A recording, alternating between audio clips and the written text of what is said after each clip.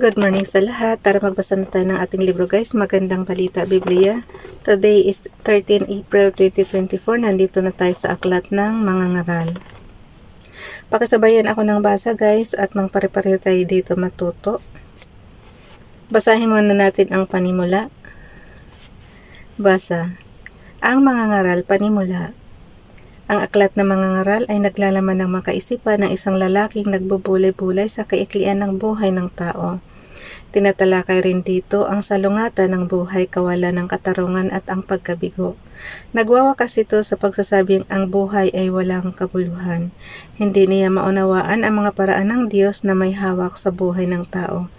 Gayunman, pinapayuhan niya ang mga tao na magtrabahong mabuti, subalit magsaya rin dahil sa mga kaloob ng Diyos. Karamihan sa iniisip ng mga ngaral ay negatibo at may diwang malungkot, subalit ipinapakita sa aklat na ito na ang pananampalatayang batay sa Biblia ay higit na malawak at maaring tingnan ang kawalan ng pag-asa at pag-aalinlangan bilang bahagi nito.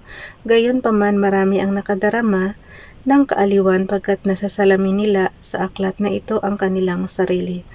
Natutuklasan nila na ang Bibliyang bumabanggit ng mga isipang ito ay nagbibigay rin ng pag-asa mula sa Diyos na nagkakaloob ng kahulugan ng buhay. Nilalaman, may kabuluhan ba ang buhay? Chapter 1 verse 1 to chapter 2 verse 26. Mga kasabihan patungkol sa buhay, chapter 3 verse 1 to chapter 11 verse 8.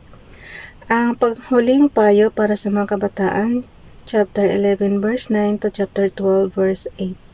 Ang tunay na layunin ng buhay, chapter 12 verse 9 to 14. So ibig sabihin guys, hanggang chapter 12 lang yung mga ngaral na aklat.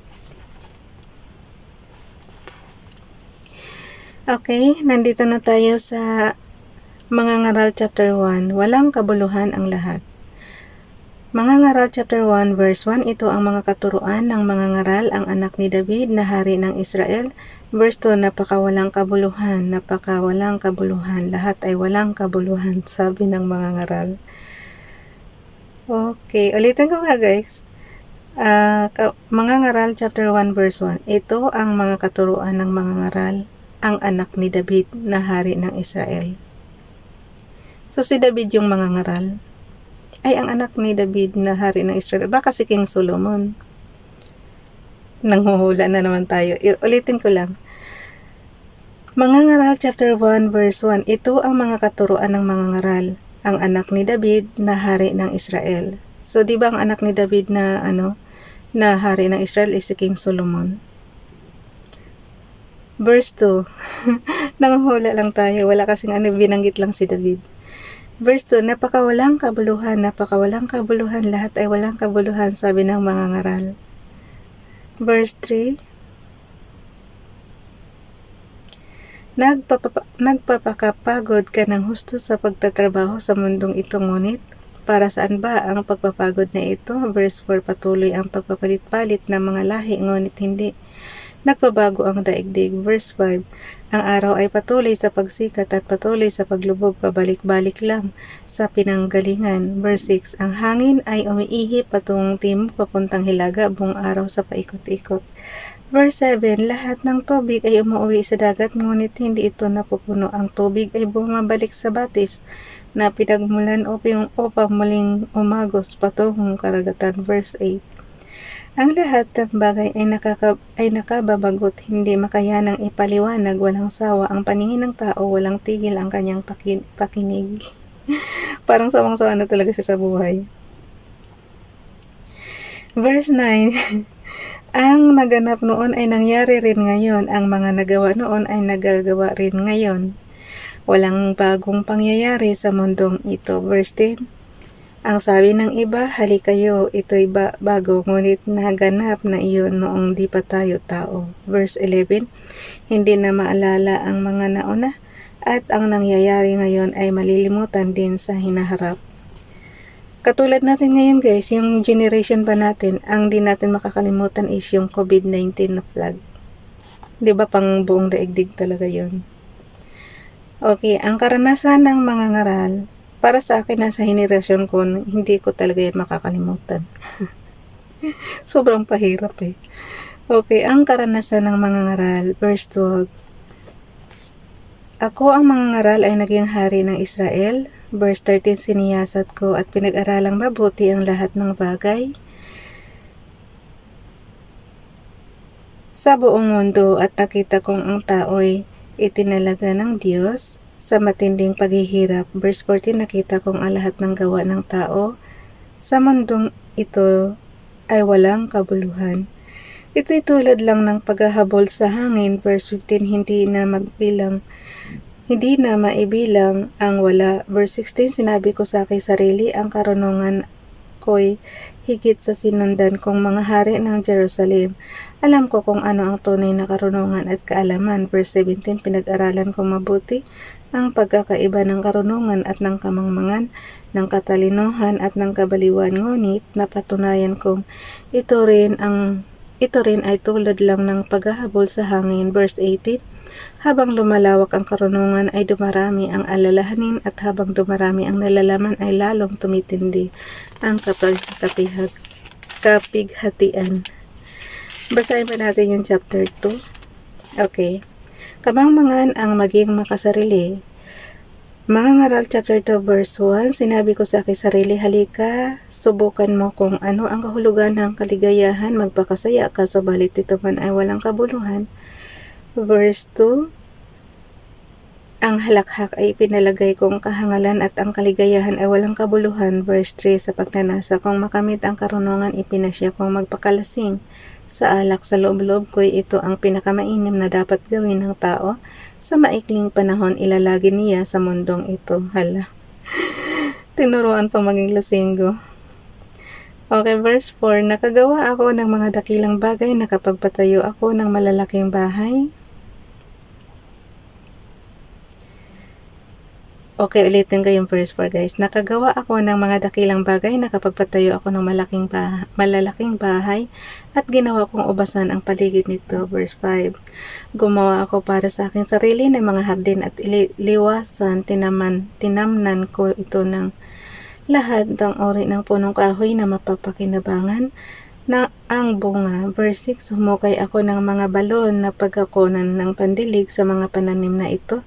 Verse 7, bumili ako ng mga aliping babae at lalaki. Ang mga alipin ko'y nagkaanak na sa akin tahanan. Ang kawan ko'y ubod ng dami.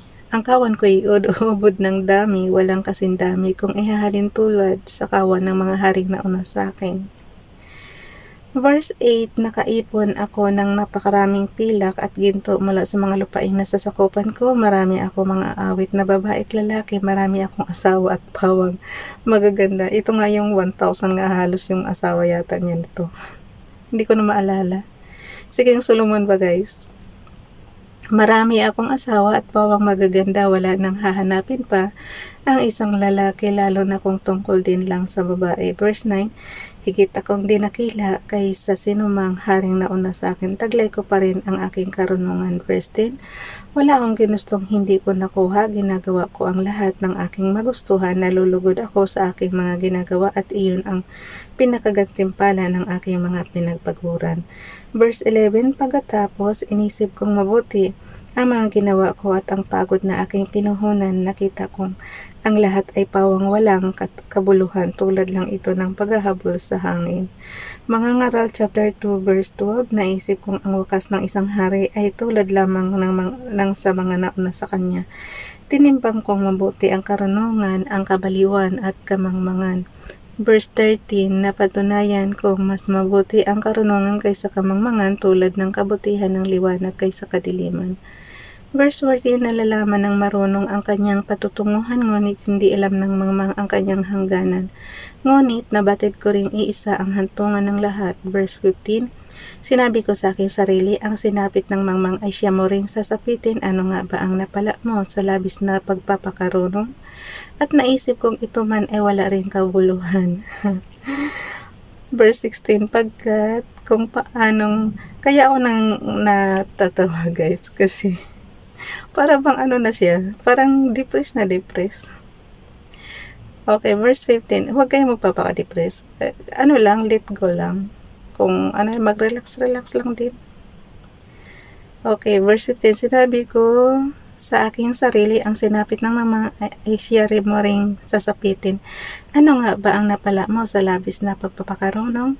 At naisip kong ito man ay wala ring kabuluhan. Verse 16, pagkat kung paanong ang mangmang ay nalimutan pagdating ng araw, gayon din ang lahat ay mamamatay, maging ang marunong man o ang mangamang.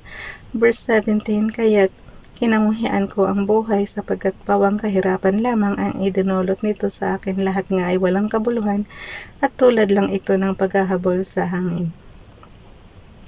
Verse 18, wala na ring halaga sa akin ang lahat ng pinagpaguran ko sa mundong ito sapagkat ito'y maiiwan lamang sa susunod sa akin. Verse 19, at sino ang nakakatiyak kung siya'y marunong o mangmang? Gayon man, siya pa rin ang magmamana sa lahat ng mga pinagpaguran ko at ginamitan ng karunungan sa mundong ito. Ito may walang kabuluhan. Verse 20, kaya nga nanghihinayang ako pagkat ako ay nagpakapagod ng husto sa mundong ito. Verse 21, lahat ng pinagpaguran ng tao ay pinamuhunan niya ng karunungan, kaalaman at kakayahan, ngunit pagdating ng araw ay iba ang magpapakasaya sa mga pinagpaguran niya. Ito ay walang kabuluhan at ito hindi tama. Verse 22, nagpapakapagod at nagpapakahirap ng husto sa mundong ito ang isang tao, ngunit para saan ba ang pagpapapagod? Ang pagpapagod na ito. Verse 23, ano mang gawin ng tao ay nagdudulot sa kanya ng balisa at hinanakit. May mga gabi pang hindi siya makatulog sa pag-iisip, ito man ay walang kabuluhan. Verse 24, ang mabuti pa sa tao ay kumain at uminom at pakinabangan ang bunga ng kanyang pinagpaguran. Alam kong ang lahat ng ito ay kaloob ng Diyos. Verse 25, kung wala ang Diyos, sino pa ba ang makakain o makakaranas ng kasiyahan? Verse 26, ang karunungan, kaalaman at kaligayahan ay pinagkakaloob ng Diyos sa lahat ng kinalulugdan niya. Ang makasalanay, pinagtatrabaho niya at pinag-iimpok upang ibigay lamang ito sa gusto niyang pagbigyan. Ito man ay walang kabuluhan, tulad lang ng paghahabol sa hangin. Bukas na itong chapter 3 guys. Bye everyone, God bless.